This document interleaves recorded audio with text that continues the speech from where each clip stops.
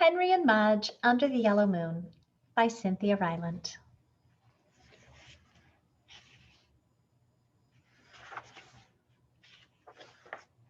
Together in the fall. In the fall, Henry and his big dog Mudge took long walks in the woods.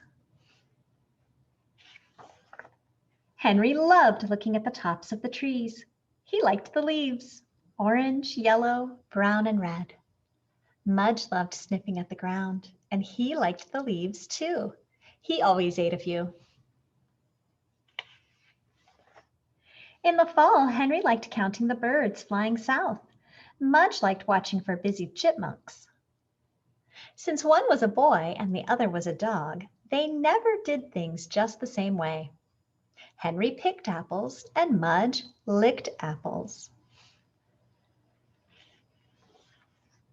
Henry put on a coat and Mudge grew one.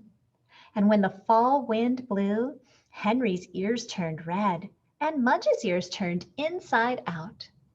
But one thing about them was the same.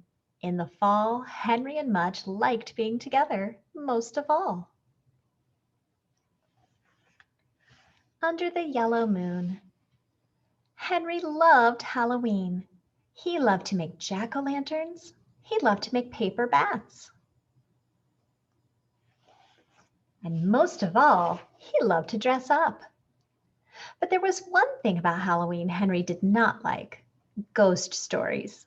And Henry's mother loved to tell ghost stories.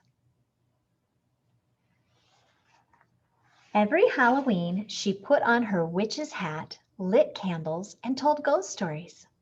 She thought Henry liked them because he told her he liked them. But really, he hated them. They scared him. He was afraid to tell her that. But this year, Henry had Mudge. Mudge would be with him. Henry would not be afraid of the ghost stories. So, Halloween night, Henry's mother put on her hat and lit her candles. She invited Henry and Mudge and some of Henry's friends to listen to ghost stories. It was dark outside. A big yellow moon was in the sky. It was dark inside, except for the candles and one jack-o'-lantern. Henry got close to Mudge on the floor. Henry's mother began. First, she told a story about a man who lost his head. Henry shook. His friend shook. Then she told a story about a cat in a graveyard. The candles made shapes on the walls. Henry shook harder. Then Henry's mother began telling a story about a pair of shoes that went looking for someone's feet. The shoes, she said, came out only at night, and they walked up and down the streets, looking. You could hear them, she said softly. They went click, click, click, click. Henry's mother tapped her own shoes on the floor. Click, click, click, she whispered. But when she stopped tapping, Henry still heard something. Something in the room. Something in the room under the yellow moon. Henry held his breath. Something went click, click, click, click, but faster. Henry's whole body shook. It was like someone walking faster and faster. Click, click, click, click, click, click, click. What was it? Henry's mother bent down. Mudge? She said. Henry knew his mother was scared too if she needed Mudge. Mudge, she said again. The clicking got louder. The shoes are coming, thought Henry. He put his head in Mudge's neck. Now the clicking was louder than ever. Mudge, Henry's mother said. Stop chattering. Chattering?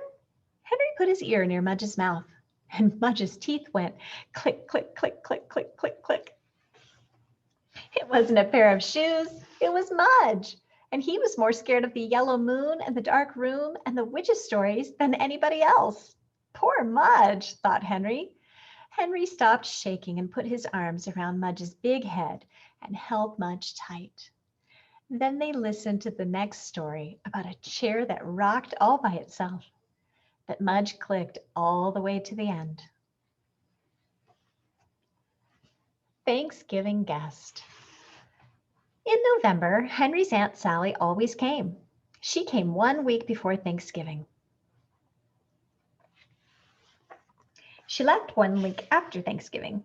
That is why Henry did not like Thanksgiving, because Henry did not like Aunt Sally. She talks too much, Henry thought. She eats too much, Henry thought. She hogs the TV, Henry thought. Henry wished Aunt Sally would stay home. Aunt Sally had not yet seen Henry's dog Mudge. I bet she hates dogs, Henry thought. Oh, how he wished Aunt Sally would stay home. But she didn't. She came 1 week before Thanksgiving, right on time. Aunt Sally came into Henry's house. She was talking and talking and talking. She went right into the kitchen with Henry's father. Henry knew what Aunt Sally would be doing in the kitchen. Henry went into the backyard to find Mudge. At last, Henry thought that Aunt Sally must be finished talking and eating. So he went back inside with Mudge. They walked into the kitchen. Aunt Sally was still eating. "Good grief!" she yelled.